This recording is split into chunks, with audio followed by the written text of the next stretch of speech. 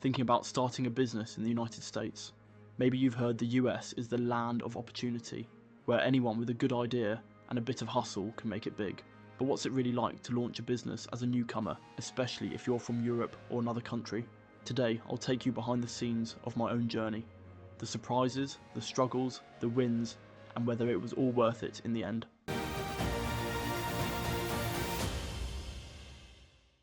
Let's start at the beginning. Why start a business in the US? The US has a reputation for being business friendly.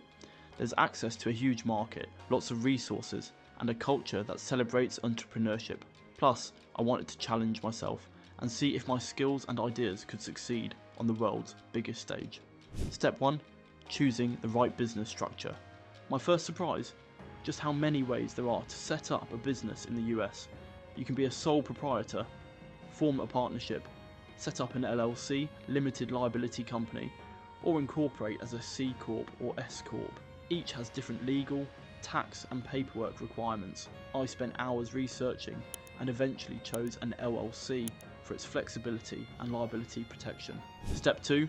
Paperwork, permits and legal hurdles. I'd heard the US was easy for business, but the paperwork was more than I expected. You need to register your business with the state, get a federal EIN employer identification number, and sometimes apply for local business licenses. Some industries require extra permits or inspections. The process wasn't impossible, but it was confusing at times, especially when the state and federal rules didn't quite match up. Step 3. Banking and finance. Remember my earlier story about opening a US bank account? It's even trickier for a business. Banks wanted to see my business registration, EIN, proof of address, and sometimes even a US credit history. Setting up payment systems like credit card processing or online payments was another challenge. My advice? Be patient and don't be afraid to ask for help at every step. Step 4. Visas and legal status. If you're not a US citizen or green card holder, you'll need to think about your visa. Some visas allow you to start a business, like the E2 Investor visa, while others don't. I had to consult an immigration lawyer to make sure I wasn't breaking any rules. This step is crucial, don't skip it. Step 5. Finding customers and building a brand. The US market is massive, but it's also competitive. I had to learn how to market myself, build a website, and use social media to reach customers. Americans expect fast responses, clear pricing, and great service. I had to adapt my European style to match US expectations, more direct, more upbeat, and always focused on value. Step 6. Taxes, brace yourself. US taxes are complicated. There are federal, state, and sometimes even city taxes. You might have to collect sales tax, file quarterly estimated taxes, and to keep detailed records. I hired an accountant early on, and it was one of the best decisions I made. Don't try to do it all yourself. Step 7. The culture of networking. Networking is huge in the US business world. I went to meetups, joined local business groups, and reached out to other entrepreneurs. Americans are usually open to sharing advice and making introductions, but you have to be proactive. The phrase, "it's not what you know, but who you know," is definitely true here. Step 8. Dealing with failure and setbacks. Not everything went smoothly. I made mistakes, chose the wrong suppliers, misjudged demand, spent too much on marketing that didn't work. But here's something I love about the US. Failure isn't shameful. People see it as a learning experience and there's always a chance to try again. My American friends encouraged me to keep going, even when things got tough. Step 9. The wins and what made it worth it. There were some amazing moments. My first paying customer, a glowing review, the day I broke even.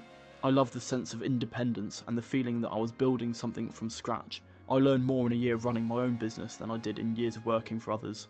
Step 10. Work-life balance and burnout.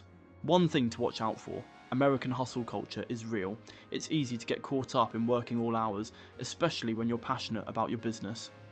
I had to remind myself to take breaks, spend time with family, and celebrate small wins along the way. So, was it worth it? For me, absolutely. Starting a business in the US was challenging, sometimes frustrating, but ultimately incredibly rewarding. I grew as a person, built a network, and learned skills I never would have picked up in a regular job.